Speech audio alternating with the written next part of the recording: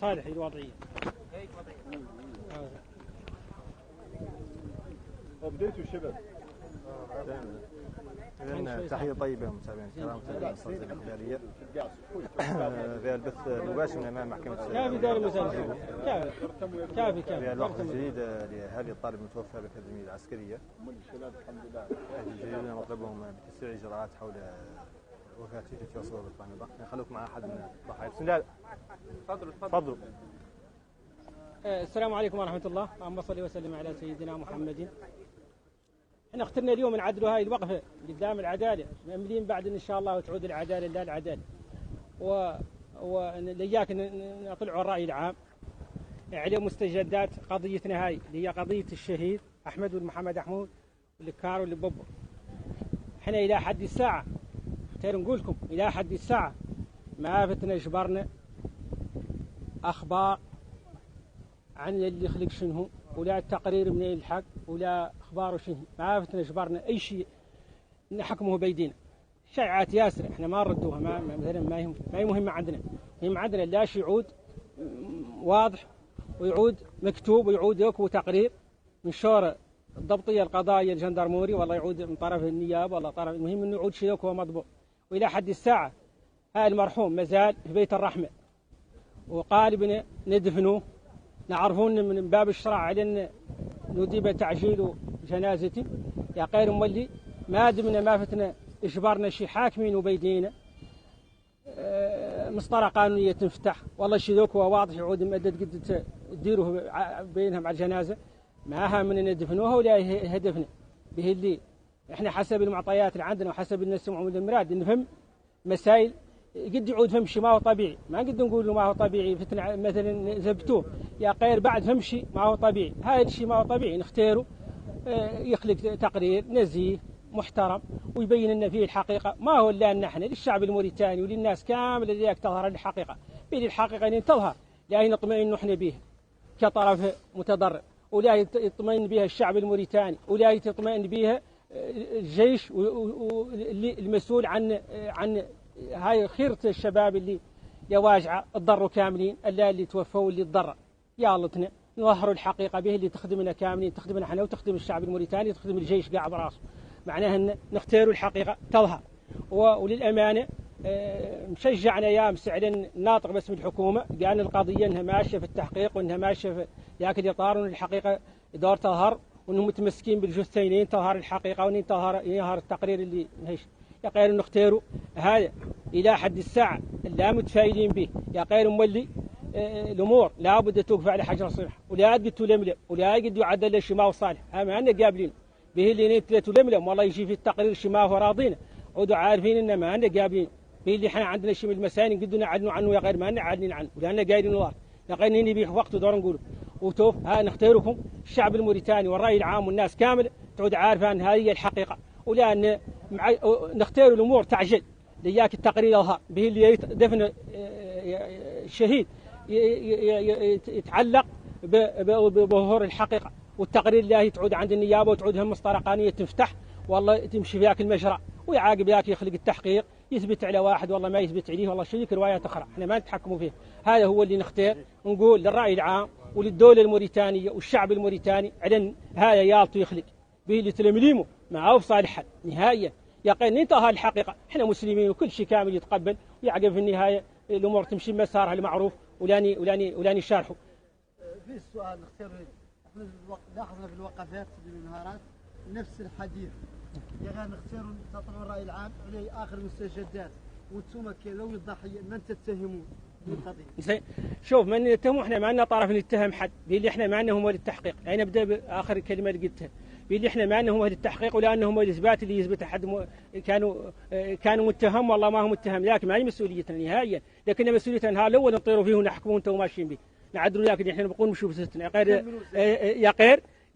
يا غير ما ياك الجانب ما عندنا فيش ظهرك إلى حد الساعة اللي نقدر نقولوا في الناس إن جثثنا ما زالت في بيت الرحمة، وحاصرنا عن ندفنوها نجبروا تقرير قضاء من جهة جندرموري يجي النيابة، من جهة النيابة يعود نقدون تكون المسطرة القانوني القضايا لا تنفتح ويعود ماتلف يمشي مترتب على الجثة. هذا ما دام ما خلق احنا ما داخل يدينا شيء، فعلا لا يعود لا نفس الخطاب به اللي احنا ما دخل يدينا شيء. نسمعوا شو من الشائعات، الشائعات ما ينحكم عليهم ولا قد حد حاكم عليهم حد ولا قد حد يتهم به حد، اللي قلت انا متهم فلان والله فلان تقول تعود جريمه ضدي ما عندي له دليل، لكن ما يتواسى. من رايك كانوا عدد التحليل الشرعي للجثه معرفه الاثار فيها ناتجه عنها؟ ما احنا تحليل تشريع شرعي ما تخلي، لكن هو لين تفوت تجي هنا تجاها تقرير جندرموري يجي للنيابه وتطلع عليه، إذا عاد فهم شيء يستدعى أن يخلق تشريح دولي يجيبوا له قاع خبراء دوليين ويجيبوه له، وإذا عاد ما فهم شيء يستدعى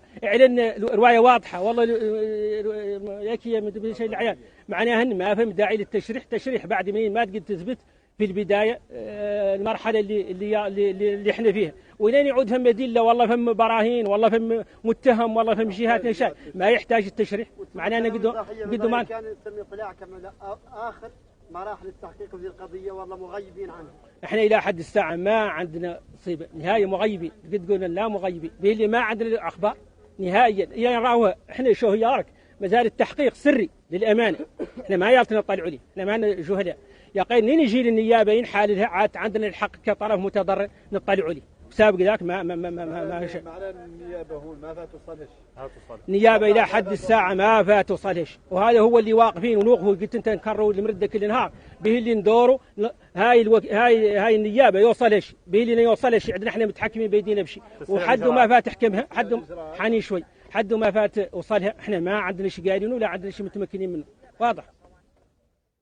واضح مولاي؟ واضح. اسباب من رأيك كان الملف اللي ما وصل للنيابة من رأيك كانت الأسباب وراء عدم التسريع من الملف، خصوصا عندكم انتم لكم أيام تتظاهروا هون طالبين بتسريع الملف. كان في عراقي زياد ومضمون السؤال. احنا ما نعرف ذاك ما نقدر نقوله، نعرفون الملف اللي قال انه ما زال في التحقيق، وذاك قالوا يامس قاع الناطق باسم الحكومه انه هو ما زالوا يحققوا في القضيه وان السبب ما فات اندفنت الجثه به اليوم ما زالوا يحققوا في القضيه. هذا هو اللي عندنا مشي، ما نقدر نقول فهم عراقيل والله فهم شيء به اللي احنا ما نقدر نتهموا شيء ما نعرفنا كان فعلا معرقه لا والله ما هي معرقه، غير نعرفون احنا بعد النيابه ما فات وصل شيء في قضيه. شكرا. لا نعطوا له كلام لحد يلعب تمامكم. تفضلي منى. تفضلي. جزيلا شوي. جزعنا شوي. بسم الله والصلاة والسلام على رسول الله. أنا كلامي لا يعود عن نقطتين، النقطة الأولى مطالبين رئاسة الجمهورية أنها تسرع التحقيق لأنه امتد أكثر من الوقت اللازم. أكثر من اللازم قبضوا التحقيق 15 يوم والشهيد ما زال جثمانه في بيت الرحمة. هذا لا يليق ببلد إسلامي ولا يليق بمجتمع كمسلم. يا الله رئاسة الجمهورية هذا عاد يتعين على رئاسة الجمهورية أنها تسرع للعملية كافي، هذا من المماطلة وذا من طول الوقت 15 يوم كاملة على جريمة مصورة.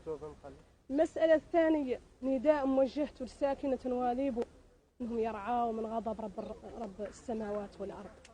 احنا فارق علينا البحر من 3 جهات بقد الله تبارك وتعالى لا قدر الله يغمر على هذه المدينة الصغيرة نتيجة لاش؟ نتيجة انها ساكتة عندها من الظلم والقتل اللي هو أكبر جريمة وأول جريمة ودنست بها الأرض هو القتل.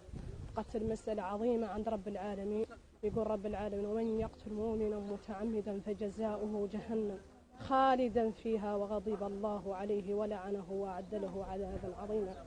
معناها أنها مسألة خطيرة يا لطنا كاملين نتكاتفوا بها، ولا تعني تعود فئة معينة ولا أسرة ولا جهة ولا قبيلة، تعني المجتمع الموريتاني يتوحد ويتماسك ضد الظلم. لأنه اليوم ينقتل أحمد، يقتل الصبح ينقتل زيد، وينقتل الصبح عمر، تقتل الصبح فاطمة، وتعود هكذا سلسلة متوالية إلى ما تنقبض منها العبرة وينقبض فيها الحكم الصارم، لكن يعود نهاية لياسر من الشيء لا داعي لذكره ولا لتفاصيله لأن الوقت لا يسمح بذلك.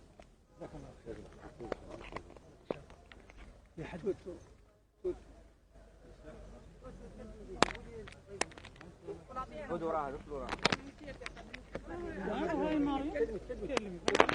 السلام عليكم ورحمة الله وبركاته. هنا هذه الجماعة مطالبين بحق شرعي طاهنا مولانا والرسول. شهيدنا هذا اللي له هذا من الزمن حاكم الله أعظم وما عندور تودوا على علم كاملين منه. اللي ما بقى حد في هذه قطعة من ذي الأرض ما هو عالم بها. طالبين بالعدالة، العدالة هي اللي مطالبين بها وحقنا ما نسكتوا عنه. رانا إذا سكتنا 15 يوم مرة 20 يوم رانا ما أتينا له نسكتوا مرة ثانية. هذا هو اللي قايلين لكم. نتكلم شو؟ يشدوا قدم عليك ما يخسروا وضعيات.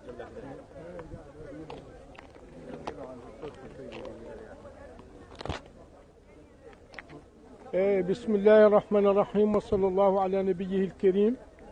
أنا لا نقول كنا نقولوا كل وقت وكنا معيطين به كل وقت أن نحن أهالي الضحية المتوفى في الأكاديمية وعنا مطالبين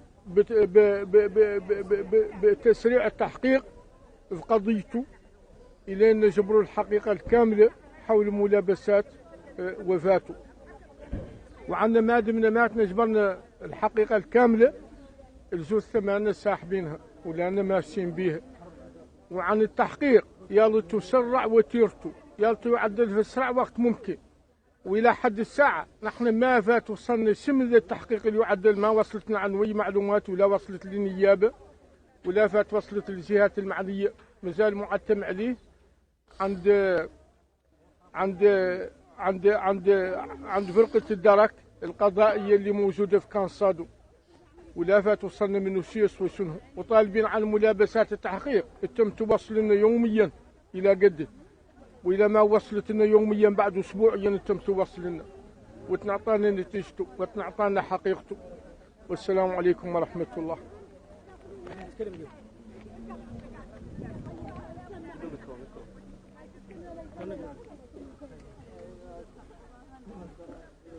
بسم الله الرحمن الرحيم والصلاة والسلام على أشرف المرسلين. لا يتكلم عن الضحية الداهو للجيلي واللبابور. وأرانا مسلمين عليكم من المنبر وشاكرين ذي المواطنين اللي جات بحرارة وقفت نصرت بيد الحق. يلا الناس تنصروا كاملة جزاهم الله خيرا ما قصروا.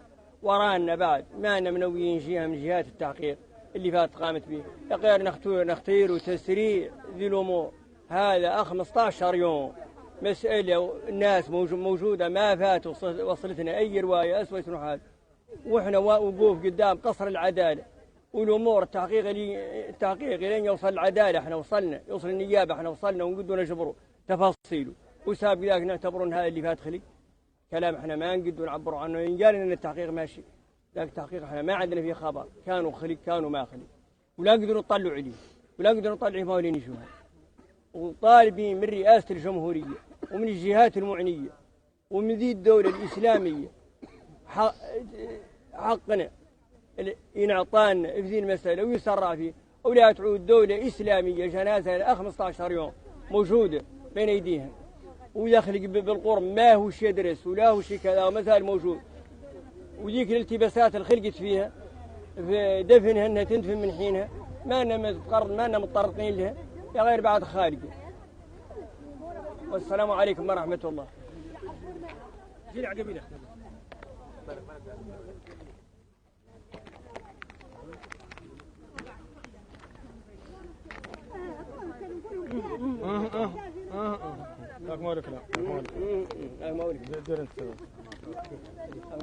السلام عليكم ورحمة الله. احنا خارجين وحدين اللي يقولوا هذا القوم ما عندهم شيء جديد. حق احنا ما عندنا شيء جديد.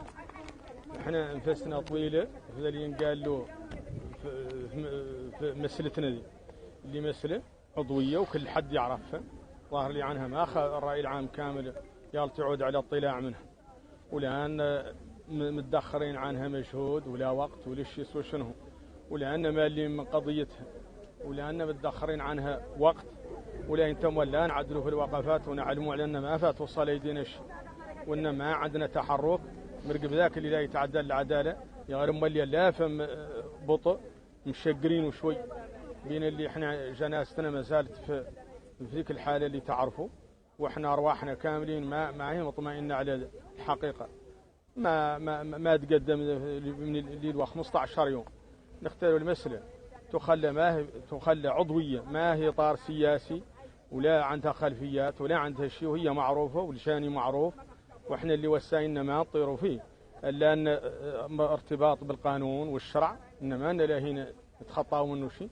يا غير امال الحقيقة نبقى الامور انها تسرع كاملة وتعود الناس كاملة على اطلاع منها، اياك تعود الناس كاملة حاميها الشرع وحاميها القانون. السلام عليكم ورحمة الله. أرانا شاكرينكم كامل الناس اللي حضرت معانا هو وتوه جازيكم على التضامن معنا، ورانا مختتمين الوقفة. والسلام عليكم ورحمة الله. لا يقول نصرف ونحن التصريح تصريح سياسي